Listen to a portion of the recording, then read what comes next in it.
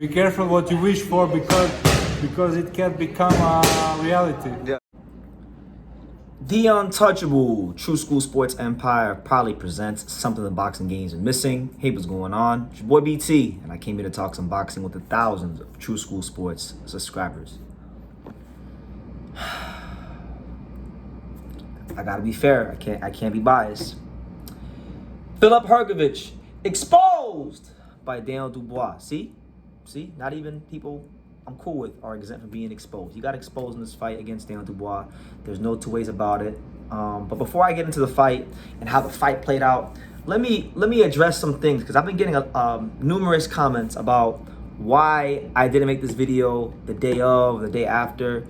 And since you guys asked where have I been at, as you can see, I'm in a hotel right now. I'm in the middle of a cross country move. I'm moving from South Florida to Las Vegas to be around boxing more and take this thing to another level.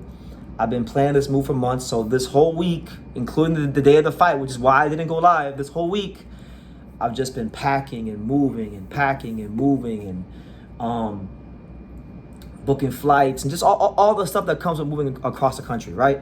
So that's been a pain in the ass. That's one side of the equation. The other side of the equation, if I could be honest, because if you guys go check, I had a video. There has been one video that's dropped on this channel in the last 5 days, even going back before Hrgovic fought. And really and truthfully, right now, I don't give a fuck about boxing because the Florida Panthers are in the Stanley Cup final, and I've been waiting for my whole life to see the Panthers win the Stanley Cup.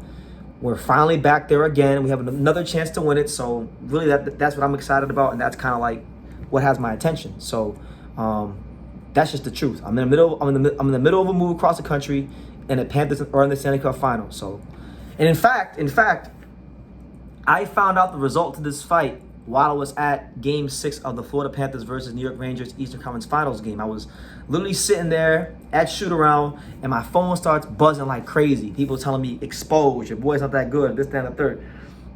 So a couple days after the fight, when I finally had a chance to watch the fight for myself, what I thought I was going to see was Filip Hrgovic nailed to the canvas. I thought I was going to see him just completely, like get stopped, like the way people were describing it. And when I watched the fight, that's not what I saw. I saw a guy he was lethargic, and we'll get to that in a second, but he wasn't out on his feet. He wasn't nailed to the canvas. The ringside physician stopped the fight. And the ringside physician stopping the fight is significantly different than the referee waving it off or a guy being just hammered and nailed to the canvas. And that's not what happened. So I do feel he was a bit hard done by the ringside physician and then waving off the fight. But again, he put himself in that position. And let's just be honest, and I got to be real. Filip Hrgovic looked lethargic in this fight again. I mean, he underwhelmed again. And it's becoming a thing with Filip Hrgovic. It pissed me off because everyone in boxing knows his talent and his abilities. But for whatever reason, when he gets into the fight, when it's time to perform and show why he is rated so highly, he's not showing it, right? And I think psychologically, there's just a lot of things not quite right with Filip Hrgovic, because there really is no way to reconcile why a guy of his talent level is not performing better in his fights. Not saying that, not saying that he couldn't have lost this fight. I think ultimately, his psychological makeup going into the fight is what cost him the fight. I do think that he put too much stock into the sparring back in the day with Dubois. And Dubois, much credit to him, he's been able to get top level experience against like Joe Joyce and Usyk and Jarrell Miller, and so it paid dividends in the fight. Now, I do think that Dubois benefited greatly from being allowed to get away with headbutts on numerous occasions. It was more so the headbutts that caused the cuts more than his punches, and I think that played a big factor for him. But again, as I've stated many times, boxing is a results-based business.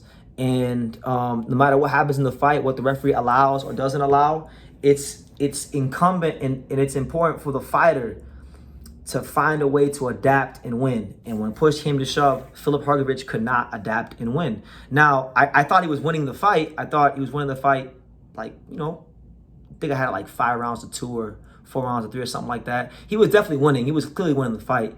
But it was a matter of, like, I think early on too, he was going for the knockout early. He was trying to get Dubois out there early because he thought he was still fighting the kid that he sparred all those years at Peacock Gym, and he found out he wasn't, and he got beat up and he lost. So now Hrgovic has a loss, and I have, I know Filip on a personal level, and I think he's a mentally strong person, but I do think psychologically there's some things that, aren't quite right, and that's why he's not performing the way he's supposed to in the fights, So it is what it is. I think this could be a blessing in disguise, because hopefully now with a loss, this will entice guys in the top 15 to maybe try to use him as a gatekeeper or use him as a stepping stone or B-side to try to elevate their careers. And I still do think that, I don't know when, and truthfully, I'm beginning to question if he's ever going to fully put it together. I believe he can. I do believe that he can, but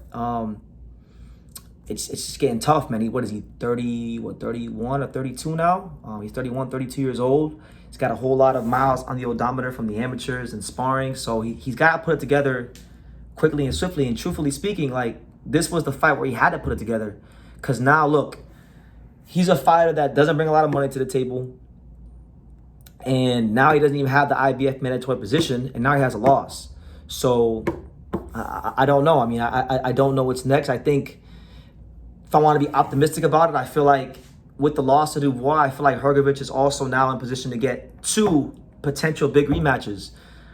Either the Zhang rematch. If Zhang can't get another opponent and he wants to spin the block and fight Hrgovic in a rematch, then I think people would like to see that fight, because a lot of people thought Zhang was done wrong, and a lot of people are going to believe that, especially after this Dubois fight, that Zhang could beat Hrgovic. And what better way for Hrgovic to get back on the right track and show what he can do in the division by, putting the doubts to bed from the first fight and beating a guy that just knocked out Deontay Wilder. So that's a fight that could open up for him. And then obviously if down the road, if the opportunity presents itself, he could avenge the Dubois loss. So look, man, I still got faith. I didn't see a guy that didn't have the skills to compete.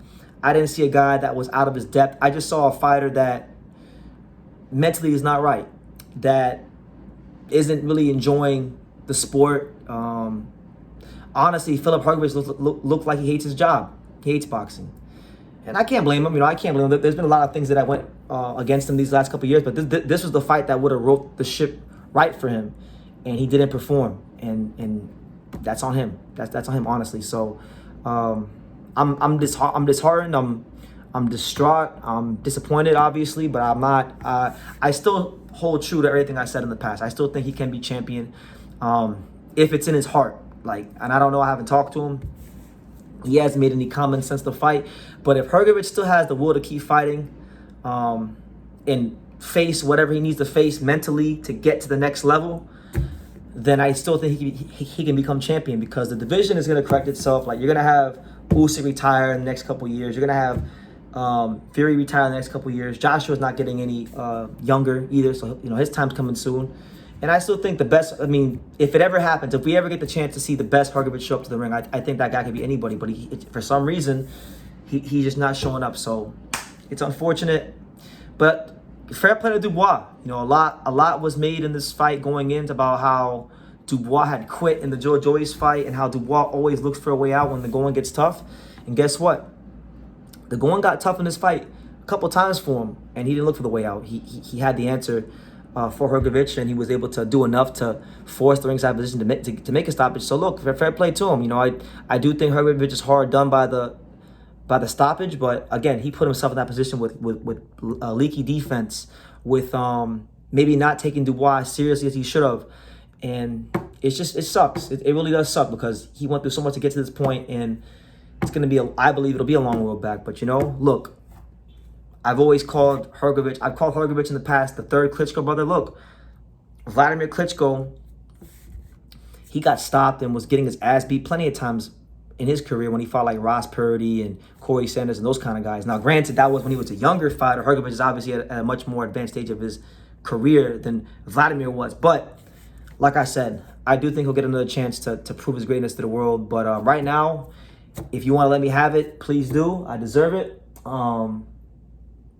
Looking forward to Dubois and AJ. We'll see what happens. I still think, look, and I want to address this too. because a lot of people are saying that this proves that AJ would be Hrgovic. No, it doesn't. No, not at all. AJ's not as rugged as Daniel Dubois. Dubois was coming in with his head. I never see AJ coming with his head like that with anybody. And you know, not for nothing, Hrgovic didn't quit in the fight. He got stopped because of the ringside position. He didn't leave his feet. He wasn't on the canvas. We've seen AJ quit in fights, literally quit in fights against Andy Ruiz and look for an easy way out. Hrgovic didn't look for the easy way out. So he's still showing, even in fights where he's performing like complete dog shit, you know, in the fights towards the end, he's still showing he has enough character to continue fighting on. But leaky defense and just a lethargic attack is not going to get it done from at this level. So I'm showing my face because, you know, people are wondering why I didn't make a video about this. This will be the only fight I talk about because honestly, right now I'm in the middle of a lot of shit right now, and the Panthers in the Stanley Cup. So I might even take a 3-week break from YouTube because there's a lot going on outside of boxing. But yeah, those are my thoughts on the Hrgovic fights. Fair play to Dubois. I'll talk more about Dubois whenever I get time to make videos. But just wanted to talk about the Hrgovic side of things because, you know, he got his ass whooped. And, you know, some of it was foul play, I feel. But look, again, he wouldn't have gotten put in that position if his defense wasn't so leaky. So I'll leave it at that. Take care. Thank you for watching another video on the untouchable True School Sports Empire.